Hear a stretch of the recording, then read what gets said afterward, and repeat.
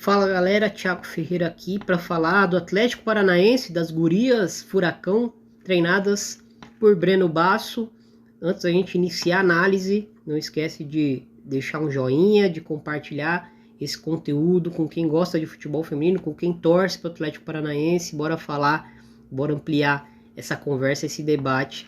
Então é isso, bora falar desse elenco, né, do Atlético Paranaense, que é o elenco que eu considero que vai ter alguns problemas para se manter na primeira divisão, sim.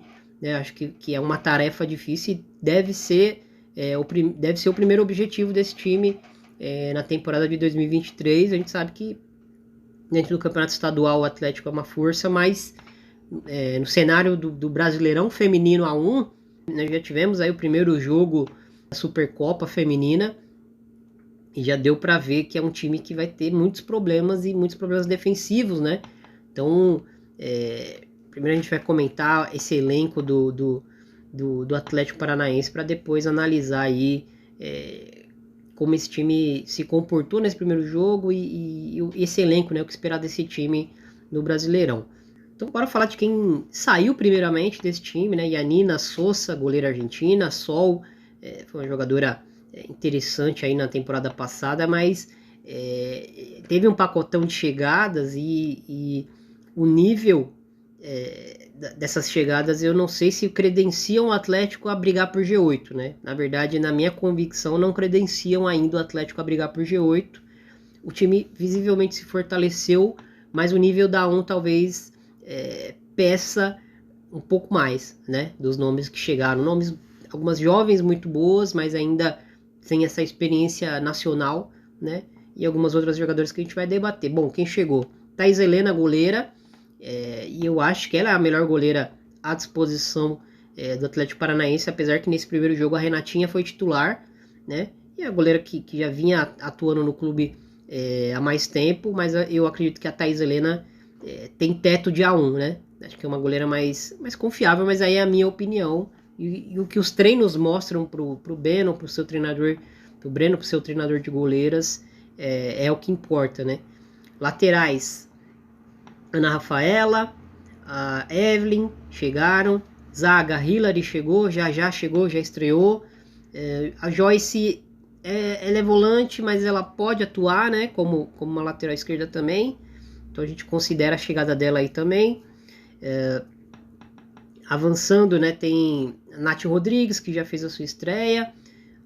Duda chegou. Camila Pini, que foi titular, camisa 10 do time, acho que exerceu um papel interessante nesse primeiro jogo. A Ellen, opção. Verônica Marques, atacante, chegou e já estreou com gol. Taislane pode ser uma centroavante mais de área, né, uma jogadora mais avançada dentro desse time. Bom, indo pro campo, né, a gente percebe que esse time do Atlético, pelo menos nessa primeira amostragem, contra um Inter que deu muitos espaços, eu acho que o Atlético até conseguiu ocupar esses espaços ofensivos no primeiro tempo por boa parte do jogo, né, por boa parte do primeiro tempo, na verdade. Mas se mostrou um time muito acessível defensivamente ao adversário, né? Uma defesa de área muito mal executada, proteção da entrelinha também um pouco debilitada. Vamos analisar como que o Breno montou esse time e onde foram as fragilidades e as vantagens que esse time conseguiu ter nesse primeiro jogo. A Renatinha foi a titular do gol. Eu já coloquei minha opinião aqui, né? Eu prefiro a Thaís Helena, acho que ela é uma goleira mais experiente para o que a A1 vai exigir. Indo para a linha de 4, a Evelyn foi titular pela direita, a Nayara foi titular também, pela zaga, pelo lado direito, já zagueira pelo lado esquerdo, Thaís Prado, lateral esquerda. Nayara fez um jogo muito ruim, mas a dupla de zagueiras do Atlético estava muito suscetível às pressões altas do Inter e às transições do Inter, né? Acho que não foi uma dupla que não foi bem protegida, apesar de que com bola também não conseguiu ir tão bem. Mas a defesa de área do Atlético Paranaense não foi boa, né? Isso é um fato, né? Para o time que teve menor posse como foi o Atlético nesse jogo, não conseguiu se defender bem, não conseguiu executar bem suas ideias no caráter defensivo, né?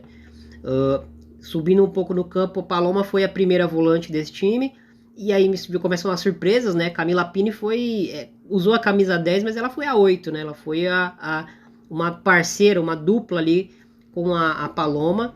Com a bola, Camila Pini gerou muitas situações boas pro Atlético Paranaense, mas defensivamente ela sobrecarregou muito a Paloma e atrás da Paloma as duas defensoras, como eu havia citado. Então a Camila, como essa 8, ela tem a qualidade para fazer isso com bola, mas sem bola talvez não tenha, né? Então, escolhas, né? Quem você coloca ali para tentar remediar isso. E por que eu falo isso, né? A Natália entrou jogando, mas a Natália jogou praticamente avançada para a linha mais avançada do campo, né? Muito próxima da Verônica Marques. A ideia era ela ajudar a subir pressão, né? Na saída de bola do Inter. Muitas vezes deu resultado. O Inter teve problemas para sair jogando, mas de uma maneira geral, essa configuração foi uma configuração que não conseguiu ter sustentabilidade com a bola, que talvez essa fosse a ideia do Breno desde o começo, e defensivamente deixou o time muito exposto, muito acessível às transições, as perigosas transições do Internacional. Pelos lados do campo, a Rafinha jogou, né, pelo lado direito, pela ponta direita, e a Lilian jogou pela ponta esquerda. A Lilian que já vinha sendo titular na temporada passada, a Rafinha que chegou agora, né? A Mariana Fraga é uma opção para um dos lados aí também, mas a escolha do Breno foi essa. Sensações que o mercado do Atlético me mostram e que esse primeiro jogo também reforçam, né? Reforçam essa sensação que tá virando uma convicção já para mim. O Atlético Paranaense vai ter muitas dificuldades para não ser rebaixado, né? A gente já viu o Ceará na temporada contra o Flamengo, pela própria Supercopa. O Ceará é uma equipe que já inicia o campeonato praticamente com chances remotas de escapar desse rebaixamento, né?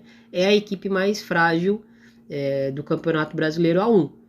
Era a equipe mais frágil da Supercopa e tomou 10 do Flamengo, sem o Flamengo fazer muito esforço, né? O Ceará, para mim, praticamente rebaixado. E depois do Ceará, a gente tem equipes que talvez sonham com mais, né? O Avaí Kinderman também já jogou pela Supercopa, me mostrou uma organização defensiva, me mostrou um time que vai ser osso duro de roer, e era uma das equipes que eu cotava que brigaria para não cair, né? Só que eu considero que o Avaí tá nesse limbo entre brigar para não cair e brigar por G8, né? As temporadas do Avaí Kinderman são assim, a gente vê mudanças drásticas de elenco, a gente vê um elenco curto, mas geralmente é competitivo e é uma equipe que em Caçador é muito difícil de ser batida, então fica esse adendo aí. As outras equipes, Real Ariquemes também acho que dificilmente consegue fugir desse rebaixamento, né? Uma equipe que investiu, trouxe algumas jogadoras interessantes com experiência em A1, mas para o nível da A1, acho que ainda é pouco, né? E lógico, o clube faz o investimento que é possível para ele. Depois dessas duas equipes, Ceará e Real Ariquemes, eu vejo o Atlético Paranaense, né? E por quê? Eu vejo que o Bahia fez um mercado com mais certezas do que o Atlético Paranaense. O Atlético Paranaense fez algumas apostas muito boas.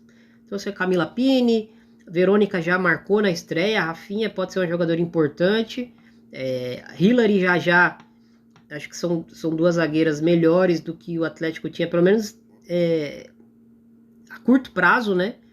Apesar da Jajá tenho críticas a ela, com bola, sem bola, mas acho que pro que o Atlético tem à disposição, eu entendo ela ser titular.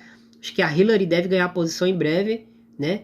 Porque é uma zagueira com mais experiência também em A1, tem mais capacidade de defender a área, que acho que é algo que o Atlético vai se ver muito obrigado a fazer nessa temporada. Mas é um elenco que ainda carece de qualidade, carece de físico, né? É um elenco que em A2 com certeza brigaria muito forte para subir, né? É um time melhor do que o time que subiu, na minha opinião, mas para o nível da 1 ainda acho que é um elenco que dificilmente vai conseguir escapar desse rebaixamento. Lógico, tem muita coisa para acontecer, tem muita água para rolar. As 5 primeiras rodadas vão falar muito sobre o campeonato, né? Sobre quem briga pelo quê. Mas inicialmente eu vejo esse Atlético dos times que eu imagino que vão brigar para não cair, né? Eu vejo que o Avaí tem poucas chances de cair. Quem ameaça o Avaí dessas equipes que subiram é o Bahia, pelo elenco, né? Tô analisando o elenco, não tivemos uma amostragem do Bahia ainda, mas acho que o elenco do Bahia é um elenco que vai ser chato, que vai ser osso duro de roer também, que vai brigar para ficar na primeira divisão.